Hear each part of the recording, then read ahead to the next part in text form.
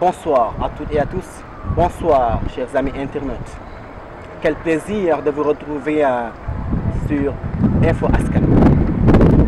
Vous êtes bien en compagnie de votre fidèle serviteur Djidjaz dans votre toute nouvelle émission Talent Caché. Aujourd'hui, j'ai l'honneur ce soir qui vient juste de sortir dans sa boîte. Mon invité de ce soir n'est qu'Ibrahima Gérard. xanaa di ko dalal ak jàmm ci suñu plateau saafonte ak moom mu wax ñu moom mooy kan fa mu jógee ak i jaar-jaaram ci musique Ibrahima Gérard na nga def. Bonsoir Diaz, maa ngi fi alhamdulilah. ba jàmm nga. Ça va alhamdulilah. xanaa di la bàyyi rek nga nuyu sa pays et nos amis internautes de Info Askan. Bon, moi c'est Ibrahima Gérard. C'est un réel plaisir d'être là en face de vous waxtaan ak yéen histoire de ngeen xam histoire que ngeen xam ki ma doon lan laay def artistiquement parlant et c'est un réel plaisir de partager avec le maestro ni mu ko mën a waxee le maestro Diaz ce plateau d'aujourd'hui qui est Talent Caché. Alors Ibrahima Gérard, ma première question est qui est Ibrahima Gérard ak lu waral Gérard Bon, Gérard c'est le nom bi ma amoon bi may chrétien c'est ça léegi par la suite yàlla dogal ma tuub xëy tudd Ibrahima moo tax après ça me faisait mal may dégg Gérard bi tout le temps je me reconnaissais pas dedans et tout après ñu jiital Ibrahima bi du coup Ibrahima Gérard qui signifie il y a le côté spirituel et Gérard la personne du monde moderne quoi qui est là et tout c'est ça ce qui définit ma personne. Ok. Machallah. Kon ma deuxième question est ban année nga commencé musique? Bon, de manière officielle, je l'ai commencé en 2015. Mais avant 2015, je faisais voilà, un petit parcours di jàngale, di xamal affaire nu mu tegoo. Et à un moment donné, je me suis posé, je me suis dit bon, je vais commencer maintenant à gravir les échelons. Voilà, carrément. Donc c'est en 2015 que j'ai commencé de manière officielle. Ok. Voilà. Inch'Allah. Alors, lan moo la poussé ou bien kan moo la poussé ba nga décider jël décision ni maanaam da ngay def musique. Bon, moo la ci poussé ou bien kan moo la ci poussé da nga am benn artiste préféré boo xam ne moom mooy sa idole moo la poussé ngir nga ne attends vraiment la musique m'a plu quoi. Bon, par rapport à ça, bon, j'ai toujours eu l'envie de chanter depuis que je suis xale et nit ku ne je me dis tout le temps di nga am benn seet boo xam te ne dina la doy après boobu mooy tax nga ci mën a gis sa bopp mën ci avancer et tout donc j'ai commencé comme ça après à un moment donné dans les années 98 j'ai découvert un artiste H.E. Raymond qui est américain après je me voyais bien ci li mu doon def etc et tout mais n'empêche que je chantais et j'aimais ça et je me voyais déjà voilà à travers li muy dund et cetera et tout di wéyal ñeneen c'était un réel plaisir et tout mais H.E. moo nekkoon sama moo gën a déclenché affaire yi quoi bu mu génn. ok carrément. ok je croyais que nag da nga may tontu comme yenn artistes yi maanaam su leen posé des questions li ñuy tontu que dama ko donn ci sama papa dafa doon way wala sama yaay dafa doon way xam nga maanaam ma doon géwal ci ndey di géwal ci baay moo tax ma ne xaaral je croyais que tontu boobu mooy sax quoi. Non, par rapport à moi, franchement, bon, ñi naan ku nekk dafa am nooy juddoo am lu yànd ak yow que ce soit don et cetera. Moi, je fais de la musique afro. Afro. Voilà. Ok. Afro. Pourquoi as-tu décidé que afro lay def quoi la ma poussé pour nga def afro. Sénégal moom maanaam bàkkee nañu maanaam mbalax man. si la ñu bàkkee que ñu ñoom moom mbalax artiste leneen lu dul mbalax du réussir la ma la poussé pour nga def afro quoi et penses-tu que vraiment que afro bi ngay def vraiment ce soit bien de l'écoute de la population est-ce que gars yi daan ko déglu carrément parce que ñi fi nekk tey des vrais mélomanes d'afro ñoom vraiment da leen di wàññi. Bon, par rapport à ça, le terme afro, je m'y vois très bien carrément. Parce que nous, avant, parce qu'on parle d'afro, on parle de rythme. Ce n'est que le rythme avant mélodie du dos. Donc, étant donné que c'est en Afrique, la lu bëri juddoo avant lan moo nekkoon suñu message tëgg la tambak et cetera et tout donc tey jii bu ñu toogee ba tey ñeneen ñu dul africain yi di ko jël di ko utiliser di ci def loo xamante ne après c'est électrifié pourquoi pas man mu ñëw nga xam ne man dama si jub nekk ci et c'est carrément le sang quoi donc ma jël la musique afro développé ko di ci dugal yeneen touche comme R&B et cetera et tout c'est-à-dire bépp style musical boo xamante ne en ce moment ça touche le moderne et tout jël ko ñu gis sentir ci sonorité africaine voix bi dugg si et tout donc je prône l'Afrique donc voilà dugg ko en mode afro. Ok. Et ma prochaine question est as-tu sorti ton premier single? Ouais, mon premier single, je l'ai sorti la même année que j'ai commencé en 2015. Texte bi dama ko jàng ay 3 ans. Ah bon? Bien rectifié. Okay. À un moment donné, je me suis dit bon, naa génne dara joxe xool le retour.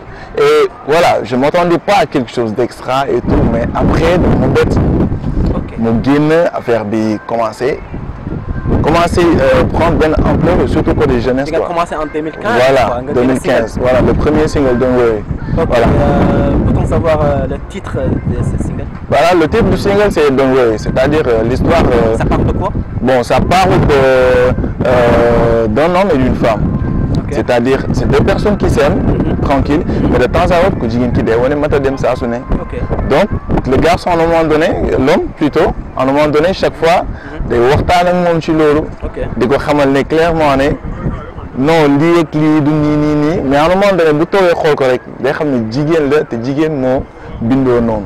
C'est ça qu'on est en phase d'enregistrement. En phase d'enregistrement. Voilà, en phase d'enregistrement de nouveaux singles et des mashup covers qu'on fera en ce moment sur le ne parce que voilà li ñu ne ku nekk ak plan stratégique bu muy demee plan marketing bu muy demee. Donc pour l'instant on est dans les enregistrements et tout. bu ñu génnee ci mashup yi avec un nouveau single. Là on parlera de mixtape. Après am yeneen trucs yu ci suivre après album moom bu yegg si moom day fekk ñu togg ko carrément et c'est en cours aussi. Waaw, carrément. D'accord. Et actuellement t'as combien de sons déjà finis déjà boo xam ni vraiment dina la maanaam mooy tax vraiment que lii sentir nga que vraiment que son yi maanaam taxu na quoi tu vois taxaw na xam nga sa répertoire est-ce que am nga répertoire bu doy boo xam ne vraiment c'est sûr que album bi bu pare xam nga askan wi vraiment daanu kiffer quoi album bi quoi daanu wax vraiment mais ce gars là fu mu nekkoon quoi xam nga fan la làkkuloon fan la làkkutoon quoi. Ouais, je me dis musique recherche là. Ce sont les dires de tout un chacun la ñuy regrouper ci benn thème ba tax yow nga toog man ma toog keneen ak keneen toog sentir ci boppam. Donc je me dis loolu bu ñu koy travailler na doon leen loo xamante ne na mën a jël temps de telle sorte que yow foo nekkul nit ki bu ko dégloo day am benn impact ci biir life am ci biir lu muy dund c'est plus ça. Donc côté répertoire bon bind naa lu bëri loo xamante ne si voilà loolu yenn kii sax je suis obligé de tijji waat pour mën a xoolaat encore. ok voilà quoi. Mais présentement il y a 6 titres yu génn dont am na yu gars yi xam am yeneen yoo xam ko donc là comme ni ma ko waxee on est en train de bien manier les trucs de telle sorte que dans les prochaines apparitions dinañ gis loo xamante ne nii ci li ñuy yaakaar ñun ñëpp ak li ñuy dégg ñun ñëpp waaw dina am ampleur inchallah. Ok, d'accord. Et as-tu décidé de faire des featuring avec nos artistes ici dans l'avenir? Oui, certainement,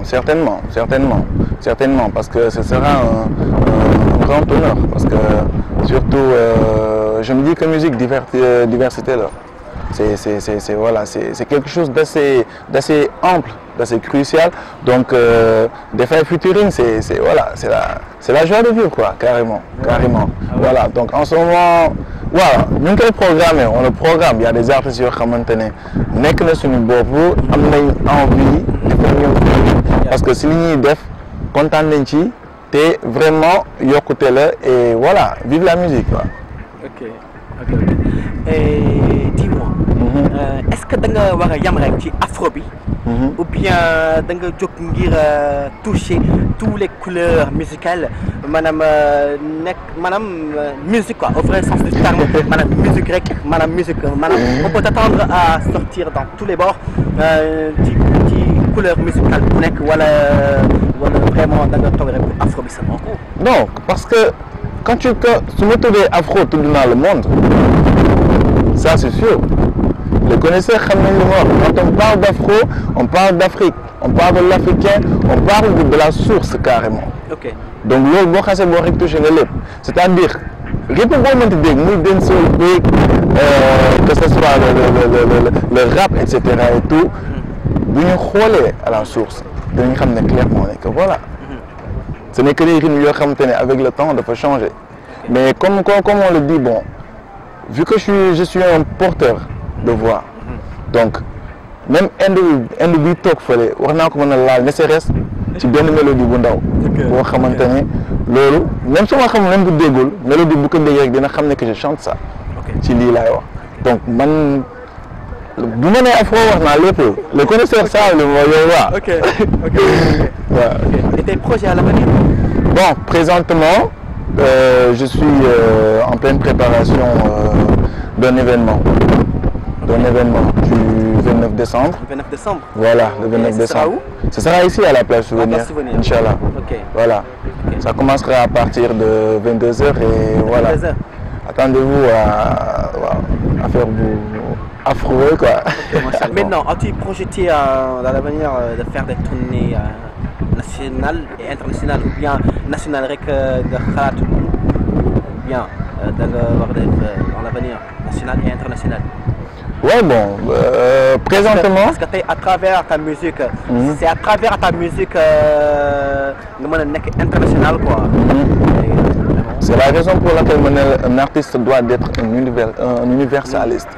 Donc quand tu parles d'un universalisme ko xamante ne du toog xalaatul sax toog fenn boobu am na feneen fi ñu ko soxla ci yeneen langue et cetera et tout bon donc présentement bon tout normal dinañ commencer ci niveau national bi après nekk ci sous région bi et tout après bon voilà donc ok d'accord et le moment attendu pour le 29 décembre la Souvenir ici déjà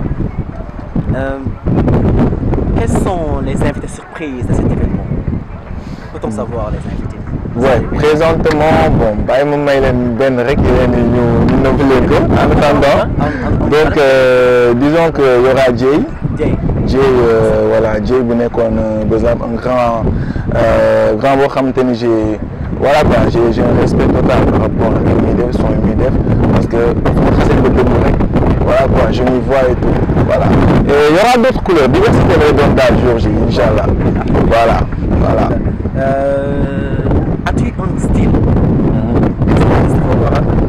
am style quoi musical parce que boo xoolee ci suñu papa Cheikh Lo gis nga boo gisee ci Moussa Ngom ci ñaari daal yu nuroo mais yow as-tu un style boo xam ne tag dañuy xam ne kii kii c'est Ibrahima Cheikh. Ok bon quand tu parles de style tu parles carrément de quoi style vert tu parles de l'apparence vestimentaire et tout donc par rapport à ça tout le temps moi comme si li ma duggoon un universaliste quand tu parles de l'univers il y a différentes couleurs il y a différentes phases day sedd suba day ngelaw gannaaw suba am na neige peut-être en Afrique ok d'accord tu vois léegi j'ai mes goûts et mes couleurs ci ni may solo et cetera et tout loolu am na j'aime pas mal de choses mais affaire de style et cetera et tout donc disons que dinaa bàyyi public bi gisal ba moom ba xamal ne clairement que ça c'est vraiment Gérard directement ay woon donc merci pour cette chance et merci pour question yi nga posé parce que ça permettra à ñii di ñu seetaan xam kan mooy Ibrahima Gérard xam lan mooy point de vue musicalement parlant xam carrément c'est quoi ñenn ñi voilà nañ mën a xam kii ban personne la kii ban personnalité lay dégager et quel est le personnage bi mu bëgg que le public maanaam ci moom bi ñu jël ci moom et vous donnez rendez-vous le 29 décembre inchallah à la place Souvenir à partir de 22h pour une ambiance carrément, une ambiance de ouf là, quoi. Une ambiance de ouf. Alors l'émission Talent Caché tire à sa fin. Inch'Allah vous étiez sur Info Askan Wi en compagnie de votre fidèle serviteur Thié Diaz. À la prochaine.